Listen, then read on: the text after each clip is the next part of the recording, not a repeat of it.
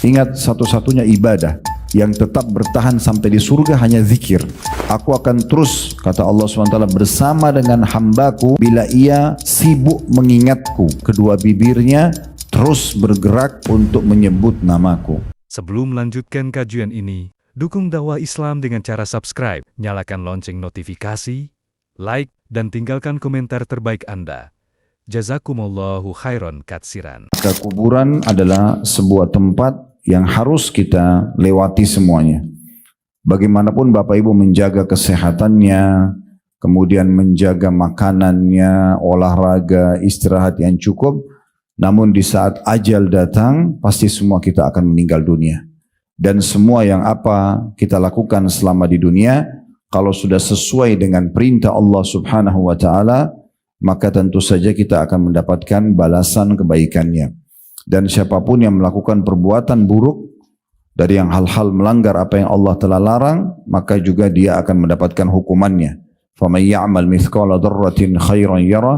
Siapa yang buat seperti biji sawi dari kebaikan, maka akan diperlihatkan dan akan dia dapat balasannya. وَمَنْ يَعْمَلْ مِثْقَالَ ذَرَّةٍ شَرًّا يَرَهُ. Dan siapa yang berbuat seperti biji sawi dari keburukan akan diperlihatkan dan juga akan dipertanggungjawabkan atau diberikan hukumannya. Setiap orang di antara kita, Bapak Ibu sekalian, bertanggung jawab tentang dirinya sendiri. Dia yang melakukannya, maka dia akan mendapatkan balasannya. Maka jeli-jelilah dalam memilih perbuatan, pergaulan, sikap, akhlak. Semua ini kita harus menentukan yang terbaik. Dan Islam sudah mengajarkan kepada kita semua yang baik-baik. Kalau Bapak Ibu coba menjadi seorang muslim dan muslimah yang baik, dipastikan hidup kita akan sempurna. Karena yang diperintahkan adalah jujur, amanah, tanggung jawab, bakti sama orang tua, senyum, bersedekah, semua baik-baik. Dan semua dijanjikan dengan balasan-balasan yang sempurna. Semua punya keutamaan. Bahasa ceramah kita punya fadilah. Jadi nggak ada ruginya kita mengerjakan perintah-perintah agama tersebut karena semuanya baik. Apapun yang agama perintahkan, maka Allah membuat manusia menyukainya.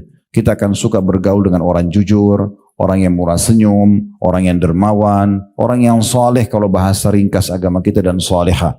Maka pasti kita akan merasa nyaman karena kita yakin tidak akan ditipu oleh dia, kita tidak akan disakiti karena orang ini tahu tentang hukum Allah Subhanahu wa Ta'ala.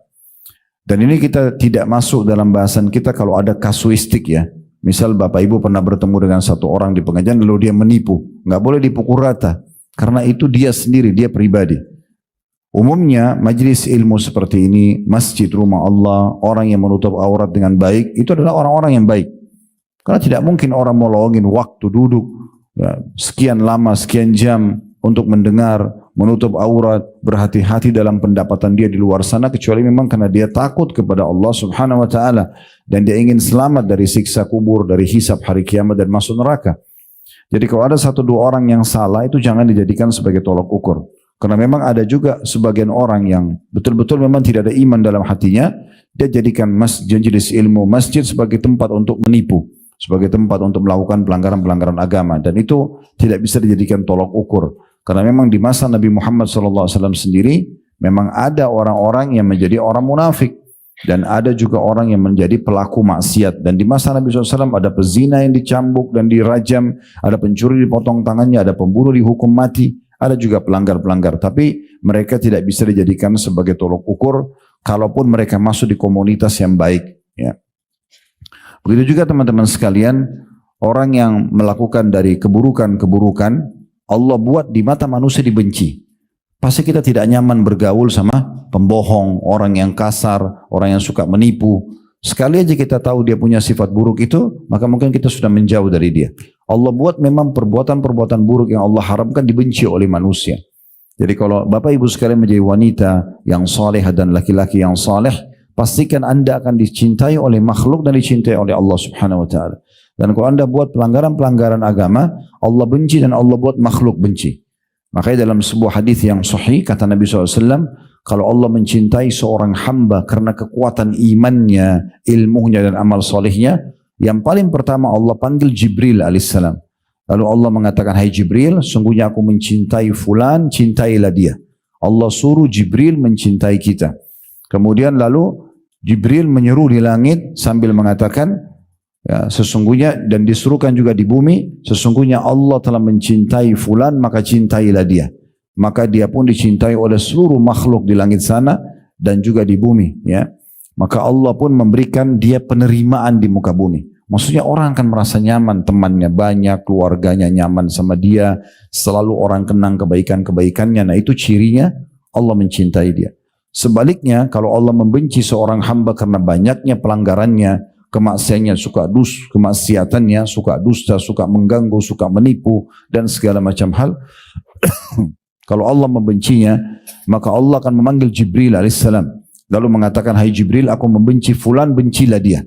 Maka Jibril membencinya. Lalu Jibril menyeruh di langit sana, bahwasanya Allah membenci si fulan, maka bencilah dia. Maka Allah buat seluruh makhluk di langit membencinya, dan juga tentunya orang-orang di bumi pun banyak yang tidak menyukainya, dan pasti dia akan selalu kena efek jerah. Tidak ada orang yang melakukan pelanggaran agama tidak dijerahkan, tidak mungkin.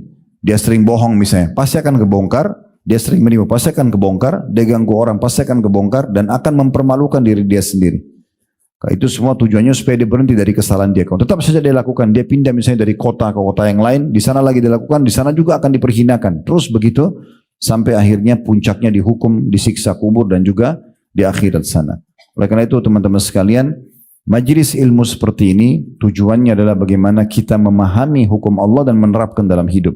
Saya sudah pernah sampaikan di pertemuan-pertemuan sebelumnya, kami para dai tidak mungkin Bapak Ibu sekalian mengetuk rumah Anda tiap saat, ayo nggak boleh begini, ayo harus begitu.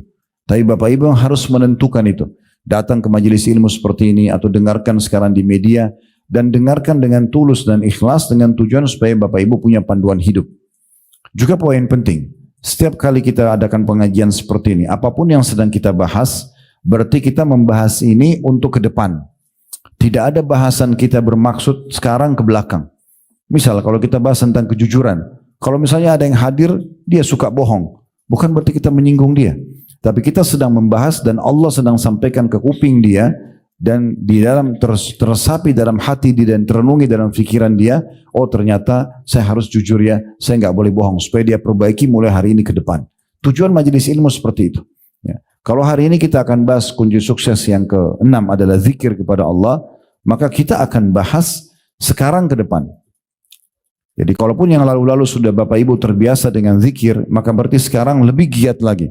Kalau sebelumnya belum terbiasa, apalagi lalai, maka sekarang mulai start untuk menjadi orang yang banyak melakukan ketaatan ini.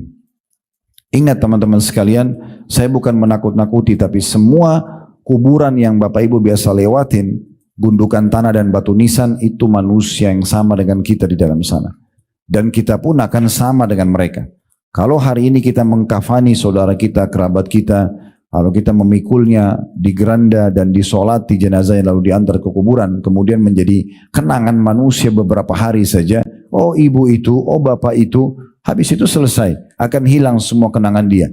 Rumah dia hanya dikenang beberapa waktu, oh itu rumah dia, oh itu pakaian dia, setelah itu diwaris, dibagi warisan, selesai. Orang tidak akan mengenang lagi rumah dia dan seterusnya. Maka beruntunglah orang yang cerdas memahami masalah ini, bagaimana dia punya persiapan-persiapan untuk menuju ke liang lahat itu. Setiap orang kita, kalau kita gambarkan rasionalnya, kita semua ini sedang berjalan, sama-sama berjalan, di depan kita ini ada liang-liang lahat yang lubang. Dan siapa yang jatuh duluan, dia akan jatuh, tergantung ajalnya. Oleh karena itu beruntung orang yang selalu memikirkan masalah ini. Rabi' ibn Hutsaim rahimahullah, seorang ulama tabi'in yang sangat masyhur, beliau sampai menggali liang lahat di belakang rumahnya. Untuk dia pribadi, bukan untuk dia dikubur ya, hanya untuk muhasabah, introspeksi diri saja. Beliau setiap malam masuk di situ lalu kemudian membaca firman Allah Subhanahu wa taala dalam surah Al-Mu'minun, qala rabbirji'un la'alli a'malu salihan fima tarakt. Ya Allah, kembalikanlah aku ke dunia, ya hidup lagi. Ini bagi orang yang sudah meninggal, apalagi dalam keadaan kafir, dia nyesal-nyesal. Lalu dia mengatakan, wahai Tuhanku, kembalikan aku di dunia. Semoga saja aku bisa melakukan amal-amal saleh yang dulu pernah aku tinggalkan. Tapi Allah mengatakan, kalla innaha kalimatun huwa qailuha wa min wara'i barzun ila yaumi yub'atsun. Itu hanya perkataan yang mereka ucapkan dan mereka sudah berada di alam yang ada barzakhnya. Barzakh itu berarti pemisah antara dia dengan kehidupan dunia. Jadi orang-orang di kuburan itu, walaupun dia manusia seperti kita biasa, tapi sudah nggak bisa buat apa-apa. Mereka berada di alam yang sendiri dan diletakkan oleh Allah dinding sehingga mereka tidak bisa interaksi sama kita lagi. Mereka tidak bisa lagi beramal, mereka tidak bisa lagi bertaubat, mereka tidak bisa lagi interaksi sama kita. Beruntunglah mereka yang sudah punya amal-amal yang mereka perbanyak semasa hidup sehingga menemani di kuburan, dan rugilah orang yang akhirnya menyia-nyiakan amal saleh. Juga kembali saya ingatkan, penyesalan di hari kiamat terjadi pada 3 orang. Yang pertama, yang abadi penyesalannya. Orang kafir, orang munafik, orang musyrik. Meninggal dalam keadaan ini menyesal abadi karena masuk ke neraka selamanya. Dikubur disiksa, di neraka disiksa dan tidak bisa keluar. Sampai dalam sebuah hadis yang sahih disebutkan, nanti ahli neraka akan memanggil para penjaga neraka dari kalangan malaikat, tolong minta sama Allah ringankan buat kami. Malaikat tidak jawab sekian puluh tahun, ya, nggak dijawab oleh malaikat. Terus disiksa 24 jam non-stop, tidak ada istirahatnya. Kalau penjara manusia di dunia ini masih ada waktu tidur, waktu istirahat, waktu ke kamar mandi, waktu makan, waktu olahraga. Di neraka nggak ada itu. Disiksa 24 jam dan non-stop. Nggak ada negosiasi. Mereka panggil malaikat puluhan tahun nggak dijawab. Setelah itu pun malaikat mengatakan jangan pernah kalian bicara. Nggak ada negosiasi. Tetap disiksa. Lalu mereka memanggil Allah subhanahu wa ta'ala, zat yang punya sifat ar-Rahmanur Rahim, zat yang maha pengasih, maha penyayang. Mereka mengatakan, wahai Tuhan kami, tolonglah ringankan kami, keluarkan kami. Allah tidak menjawab mereka, kata Nabi Muhammad SAW, selama seumur dunia. Ya, umur dunia ini berapa miliar tahun? Ya, perlu kita tahu ya, kita ini manusia makhluk terakhir Bapak Ibu sekalian. Sebelum kita sudah ada jin, sudah ada hewan-hewan, sudah ada air. Ini semua ini sudah ada sebelum kita. Ya, Allah sudah ciptakan. Makanya waktu Allah ciptakan Nabi Adam, iblis sudah ada, malaikat sudah ada. Dalam surah Al-Baqarah waktu iblis atau malaikat disuruh sujud, iblis menolak, kan gitu. Jadi ini semua bukan hal yang baru gitu. Ya, semua ini sudah ada sebelumnya. Maka kita makhluk terakhir. Ya, dan kita harus faham masalah ini teman-teman sekalian, supaya kita jangan sampai terlalaikan terus-menerus. Ya, karena kalau terlalaikan terus-menerus akan menyesal nantinya. Akan sangat menyesal, bukan cuma menyesal, akan sangat menyesal nantinya. Jadi kita harus renungi sama-sama, kita harus punya persiapan betul-betul dan kita harus selamatkan diri kita. Karena kalau tidak jadi masalah, ya, kita akan jadi masalah buat diri kita sendiri. Perbanyak amal soleh dan kalau ada kesempatan dikasih umur, maka perbanyak taubat dari dosa-dosa yang lalu supaya tidak ada hisabnya nanti hari kiamat. Sebelum datang waktu kita tidak bisa lagi berbuat apa-apa, tidak bisa lagi kita selamatkan diri kita. Jadi penyesalan yang pertama adalah orang-orang kafir, munafik dan musyrik yang abadi. Mereka tidak bisa lagi keluar dari neraka itu dan disiksa selamanya. Lalu kita kembali ke riwayat tadi, maka mereka memanggil Tuhan mereka Allah, zat yang maha pengasih dan maha penyayang, tapi Allah tidak menjawab mereka seumur dunia. Setelah itu pun Allah menjawab mereka, ikhsa'u fiha wa la tukallimun. Ya, terhinalah kalian di dalam neraka itu, tinggallah di situ selamanya dan jangan pernah kalian bicara dengan aku. Jadi setelah disiksa seumur dunia, Allah juga menjawab begitu. Karena banyak orang lupa. Mereka cuma tahu sifat Allah Ar-Rahmanur Rahim, Allah Maha Pengasih, Maha Penyayang, tapi mereka lupa Allah juga Syadidul Iqab. Allah itu sangat berat siksaannya. Ya, Bapak Ibu bisa rasakan siksaan itu. Kita sekali bohong, bisa saja Allah buat kita gelisah sebulan. Siksaan Allah itu berat. Sekali orang buat salah, Allah buat dia masalah rumah tangganya misalnya sekian tahun. Banyak masalahnya. Padahal sebenarnya cuma karena masalah mungkin pernah bohong sekali, mungkin dia pernah menipu sekali, mungkin dia pernah mukul sekali, sudah cukup Allah buat dia berhari-hari gelisah. Ya, oleh karena itu jangan pernah anggap cuma satu sisi Allah Maha Pengasih, Maha Penyayang dan lupa kalau Allah itu sangat berat siksaannya. Amal soleh dipelajari untuk diterapkan, dosa-dosa dipelajari untuk dijauhi. Ya kan itu. Golongan kedua yang menyesal adalah orang-orang mukmin yang banyak dosanya sehingga dosanya lebih berat daripada amal solehnya. Dikenal dengan usatul mukminin. Jadi dia sholat, ya, tapi dia juga masih berbuat dosa-dosa yang lain. Sehingga nanti pada saat ditimbang amalnya hari kiamat, dosanya lebih berat. Misalnya dosanya 10.000, amal solehnya 9.000, dia harus disiksa dulu untuk membersihkan 1.000 atau 1.500 dosanya. Orang ini juga menyesal, karena harusnya dia tidak perlu masuk ke neraka. Kalau dia tidak buat dosa itu kan dia bisa masuk ke surga langsung. Cuma penyesalannya tidak ada manfaatnya, sampai nanti nikah bersih dosanya atau mendapatkan syafaat pertolongan yang Allah izinkan. Nah, golongan ketiga ini yang kita garis bawahi adalah orang-orang mukmin yang masuk ke surga. Mereka enggak masuk neraka, mereka masuk surga dari awal. Tetapi banyak sekali amal-amal soleh yang mereka sia-siakan selama di dunia. Misalnya lewati kotak amal masjid nggak sumbang, lihat orang miskin nggak beri, azan dikumandangkan nggak sholat sunnah qobliyah misalnya, sunnah-sunnah lah, bukan yang wajib ya. Tapi nanti dia nyesal, karena ternyata kalau dia kerjakan dia akan dapat derajat lebih tinggi dari apa yang dia dapatkan sekarang gitu. Cuma penyesalan itu tidak akan bermanfaat lagi, karena sudah tidak bisa naik ke derajat itu. Mirip kalau komplek perumahan biasanya kan ada klaster-klaster ya. Ada klaster yang premiumnya, ada klaster tipe A, tipe B, tipe C gitu ya. Nah bisa saja orang yang cuma mengerjakan amal wajib, misalnya dia di klaster B misalnya, atau di klaster C. Klaster yang di atasnya itu lebih mewah, lebih bagus fasilitasnya. Tapi itu khusus orang yang menggabungkan wajib sama sunnah. Dia nggak bisa lagi dapat itu. Nah, pertanyaan sederhana, kenapa Bapak Ibu nggak mau sholat sunnah? Apa masalahnya? Waktunya juga toh kita akan lalui, daripada duduk sholat aja duha, daripada hanya duduk atau aktivitas biasa sambil berzikir pagi.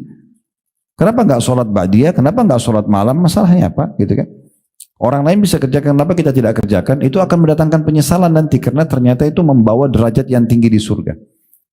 Nah di antaranya yang kita bahas sebenarnya adalah berzikir kepada Allah. Banyak sekali orang anggap ini zikir ya sudahlah, ya mungkin habis sholat saya sudah cukup. Atau mungkin zikir pagi petang kalau pada yang baca sudah cukup. Padahal sebenarnya tidak cukup. Itu belum cukup. Ya, kita harusnya berzikir kepada Allah non-stop. Ingat satu-satunya ibadah yang tetap bertahan sampai di surga hanya zikir. Di surga nggak ada lagi sholat, nggak ada jihad, nggak ada lagi sedekah, nggak ada lagi haji, nggak ada semuanya. Yang ada cuma zikir saja. Bahkan nanti dalam riwayat tentang surga mereka akan diilhamkan tasbih. Ya, sebagaimana kalian diilhamkan nafas. Jadi ahli surga tidak pernah berhenti. Seperti kita bernafas naik turun, kita sudah sampai kadang-kadang tidak sadari kalau kita sedang bernafas karena rutinnya. Nah seperti itu nanti ahli surga selalu berzikir. Nah orang yang suka berzikir di dunia, maka akan lebih mempermudah dia juga mendapatkan derajat yang tinggi di surga, dan akhirnya dia juga lebih mudah berzikir kepada Allah di sana nantinya. Baik, di halaman 23 saya akan bacakan dulu dalil yang diangkat oleh penulis sebuah hadis saja. Nanti baru kita insya Allah lanjutkan dengan syarah dan penjelasan lebih jauh.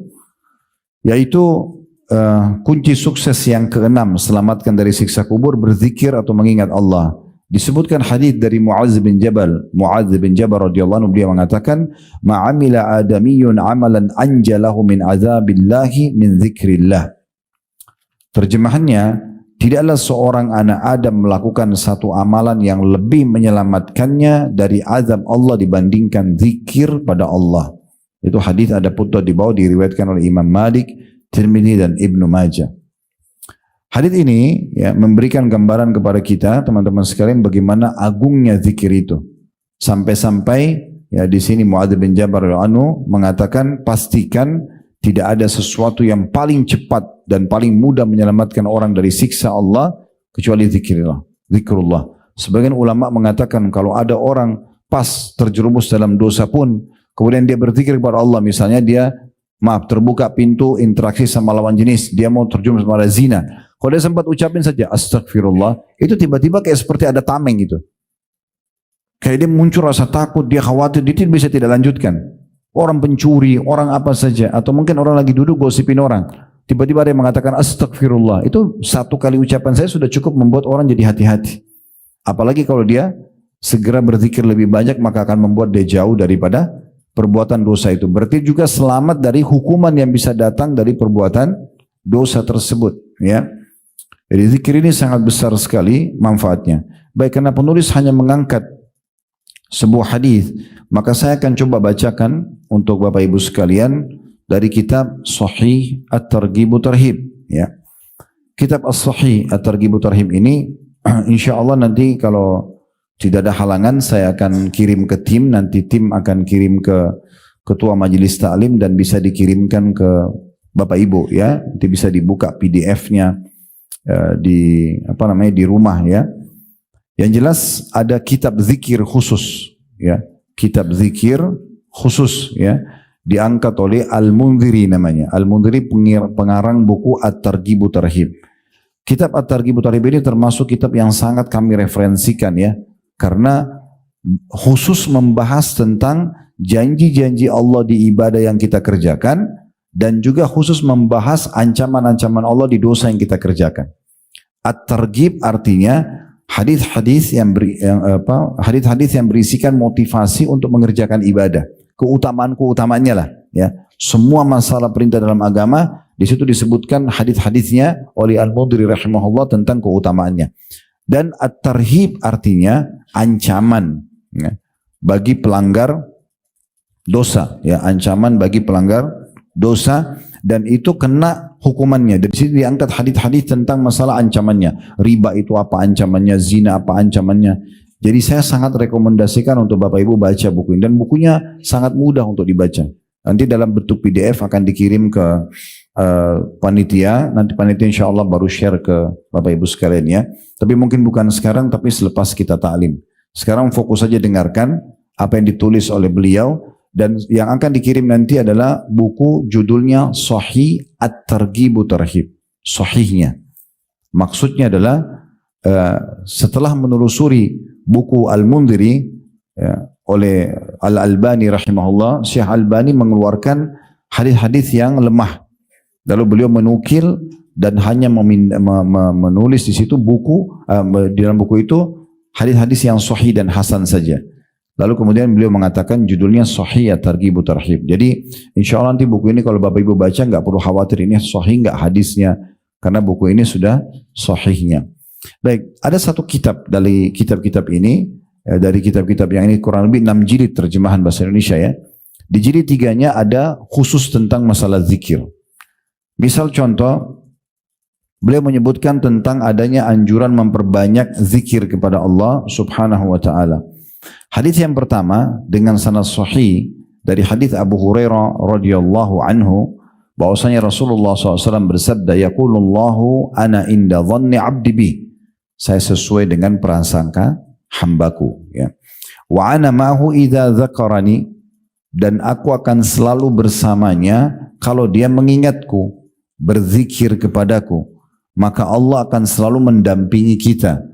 Sehingga kalau ada kebutuhan dipenuhi, ada kesalahan kita mohon maaf bisa dimaafkan, ada kejahatan yang akan menimpa kita bisa diselamatkan.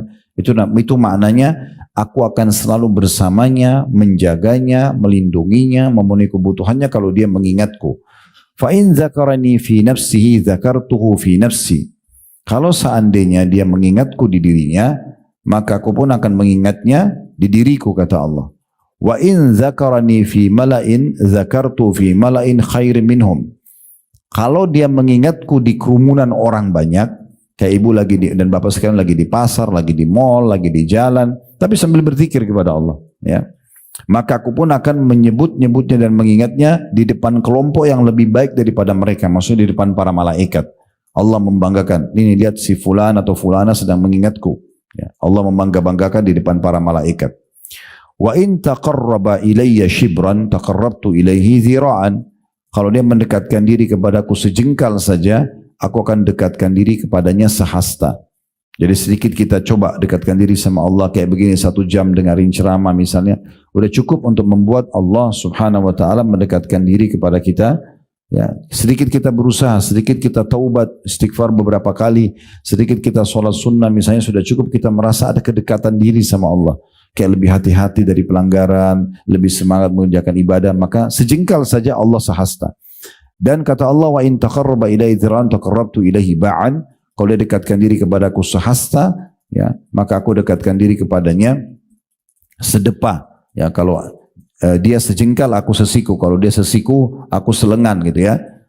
Kemudian kalau taqarraba ilayya wa in atani yamshi ataitu harwala. Kalau dia datang kepadaku dengan berjalan, aku akan datang kepadanya dengan berlari kecil.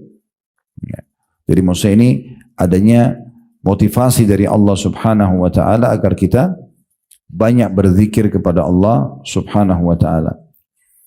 Kemudian juga dalam riwayat yang lain dengan sanad sahih, ya, kalau yang pertama tadi itu diriwayatkan oleh Imam Bukhari tentunya, ya, hadisnya, dan Imam Muslim. Kalau sekarang ini hadis diriwayatkan oleh Ibnu Majah dengan sanad yang sahih dari hadis Abu Hurairah radhiyallahu anhu, beliau berkata, Inna Allah azza wa jalla yaqul ana ma'abdi idza huwa dzakarani wa taharrakat bi syafatahu. Aku akan terus, kata Allah SWT, bersama dengan hambaku bila ia sibuk mengingatku dan kedua bibirnya terus bergerak untuk menyebut namaku. Jadi Allah selalu bersama, maknanya apa tadi? Allah penuhi kebutuhannya, Allah lindungi kalau dia ada masalah yang akan menimpa dia, atau akan memberikan jalan keluar kalau dia sedang menghadapi masalah sendiri. Jadi kalau ada orang mau jahat sama kita, Allah lindungi. Kalau kita lagi ada masalah, sumpah, sedih, kehilangan sesuatu, Allah akan hibur dan menggantikannya dengan cara berzikir saja. Memperbanyak zikir kepada Allah subhanahu wa ta'ala. Dalam hadis yang lain, coba dengarkan saja hadis ini dan banyak sekali keutamanya. Di antaranya hadis yang sahih diriwayatkan oleh Tirmidzi dari hadis Abdullah bin Busur radhiyallahu anhu, beliau mengatakan anna rajulan qal, ada seseorang pernah berkata kepada Nabi Muhammad sallallahu alaihi wasallam, ya Rasulullah, wahai Rasulullah, inna syara'il Islam qad kathurat alayya. Sesungguhnya ajaran-ajaran Islam sudah banyak sekali. Maksudnya saya ini mau kerjakan yang mana saya harus pilih dan sudah terlalu banyak, ragamnya banyak. Lalu dia mengatakan, fa akhbirni bi syai'in atashabbathu bihi. Tolong beritahukan kepadaku di antara semua amalan-amalan itu yang mana yang paling aku harus fokus.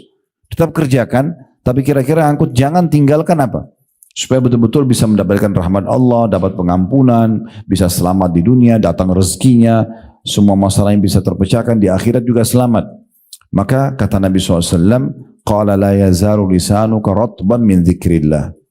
Ya, kalau kau pengen itu, maka jadikan lisanmu agar selalu basah, ya, berzikir kepada Allah subhanahu wa ta'ala.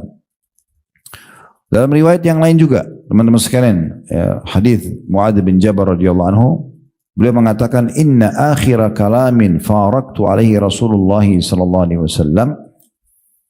Sesungguhnya perkataan terakhir sekali dari nasihat Nabi untukku. Muadz bin Jabal ini sahabat Nabi yang mulia dan salah satu dai Nabi. Beliau mengatakan sesungguhnya yang akhir nasihat Nabi sampai kepadaku yaitu waktu saat aku tanya kultu ayyil amali ahabbu ila Allah. Aku sempat bertanya, ya Rasulullah, amal apa yang paling Allah cintai? Maka kata Nabi SAW, antamuta wa lisanuka ratbun min dzikrillah. Engkau meninggal dunia dalam kondisi, ya, lisanmu sedang berzikir kepada Allah. Jadi itu amal yang paling luar biasa bisa menyelamatkan dirimu. Dalam hadis yang lain diriwayatkan oleh Ahmad dan ini disahihkan oleh Syekh Albani dari hadis Abu Darda radhiyallahu anhu. Rasulullah SAW bersabda, ala unabbiukum bi khairi amalikum. Mau enggak saya tunjukkan pada kalian amal kalian yang paling bagus, paling besar pahalanya, paling menyenangkan nanti kalau kalian lihat di timbangan amal kalian, wa azkaha inda malikikum, dan yang paling suci di sisi raja kalian Allah, wa arfa'iha fi darajatikum, dan yang paling cepat mengangkat derajat kalian di surga. Cepat sekali, dengan sedikit lakukan sudah langsung derajatnya tinggi di surga.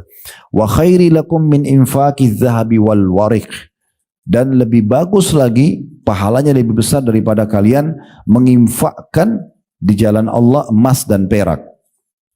Ini yang akan dilakukan lebih baik bahkan daripada berinfak dengan emas dan perak. Kita bisa bayangkan kalau kita keluarkan emas dan perak dengan Allah, berapa besar pengorbanan kita. Ini lebih bagus lagi. Wa khairi lakum min an talqaw aduwakum fatadribu anaqam wa yadribu anaqakum. Bahkan pahalanya lebih besar lagi daripada kalian bertemu dengan musuh kalian di medan perang, lalu kalian pun menebas leher mereka atau leher kalian ditebas oleh mereka. Artinya kalian membunuh musuh di medan perang, pergi jihad, atau kalian pun terbunuh mati syahid.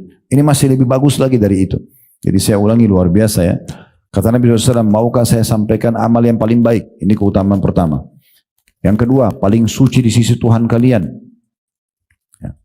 Jadi amal yang paling baik, maksudnya paling besar pahalanya, paling suci, ya, di sisi Tuhan kalian. Kemudian yang ketiga, paling cepat mengangkat derajat kalian di surga. Paling cepat mengangkat derajat kalian di surga. Jadi luar biasa cepatnya melejit langsung ke derajat-derajat yang tinggi. Yang keempat, lebih baik daripada infak dengan emas dan perak. Lalu kemudian yang kelima, lebih baik daripada masuk ke medan perang, jihad, membunuh musuh atau terbunuh oleh musuh jadi mati syahid. Maka spontan semua sahabat mengatakan, qalu bala ya Rasulullah. Maka semua sahabat mengatakan, tentu wahai utusan Allah. Siapa yang enggak mau mendapatkan 5 keutamaan sekaligus? Amal yang paling baik, amal yang paling suci, paling cepat mengangkat derajat, lebih baik daripada sedekah dengan emas dan perak, lebih baik daripada jihad dan mati syahid. Maka mereka mengatakan, tentu ya Rasulullah. Qala, maka Nabi SAW mengatakan, zikrullah, berzikir kepada Allah. Qala Mu'adz bin Jabal, ma syai'u anja min adzabillahi min zikrillah. Lalu keluarlah perkataan Mu'adz bin Jabal. Nah tadi di buku kita ini cuma diambil potongan terakhir hadis ini. Maka Mu'adz bin Jabal mengatakan, ketahuilah tidak ada yang paling cepat menyelamatkan dari api neraka, dari siksa Allah dibandingkan zikrullah. Dan sudah kita kasih sedikit contohnya, ya. Bahkan perbuatan dosa seseorang itu bisa tiba-tiba berhenti, ya, dengan dia berzikir kepada Allah. Dalam riwayat yang lain, Abdullah bin Umar radhiyallahu anhu mengatakan, mirip dengan tadi riwayat sebelumnya, ya. Kata Nabi SAW, wa ma min syai'in anja min adzabillahi min zikrillah. Ketahuilah tidak ada yang paling cepat menyelamatkan seseorang hamba dari hukuman Allah dibandingkan zikrullah. Maka sahabat mengatakan, qalu walal jihadu fisabilillah, perang pun di jalan Allah ya Rasulullah tidak bisa secepat zikir untuk menyelamatkan dari hukuman Allah. Kata Nabi SAW, qala walau an yadriba bisayfihi hatta yanqati'. Walaupun orang yang sedang berperang terus ikut berperang sampai pedangnya terputus. Apakah dia putus karena membunuh musuh atau dia dibunuh oleh musuh. Dia sudah tidak bisa pakai lagi pedangnya. Berarti luar biasanya zikrullah itu. Sampai-sampai betul-betul bisa menyelamatkan, menjadi pahala yang sangat besar dan bisa menyelamatkan dari segala macam mara bahaya. Ya. Jadi sangat baik itu kalau misalnya Bapak Ibu lagi kaget, ya, atau lagi kagum, selalu zikrullah. Ya. Kalau kita lagi kaget, kita bisa bilang subhanallah atau Allahu Akbar misalnya. Kalau kita lagi kagum, kita bilang Masya Allah. Ya, selalu begitu ya. Dan setiap ada omongan, kalau itu positif, bilang Masya Allah. Kalau ada sesuatu yang kurang baik, astagfirullah. Terus itu ya. Dan ini non-stop. Non-stop. Mulai sekarang ke depannya yang sedang kita targetkan, bukan cuma zikir habis sholat saja, bukan hanya zikir pagi petang, tapi bagaimana Bapak Ibu tidak pernah berhenti lisannya berzikir kepada Allah Subhanahu wa taala. Jadikan rutinitas. Ya. Kalau lagi pada duduk nongkrong atau ibu lagi masak, potong bawang, potong cabai, sambil zikir. Kenapa enggak ambil zikir? Gitu kan? Sementara zikir itu tadi sudah dikatakan lebih baik daripada jihad, daripada ya infak, ya. Dan paling cepat mengangkat derajat di surga, paling mudah menyelamatkan dari segala macam mara bahaya atau siksaan. Kenapa kita enggak lakukan? Selalu berzikir kepada Allah Subhanahu wa taala.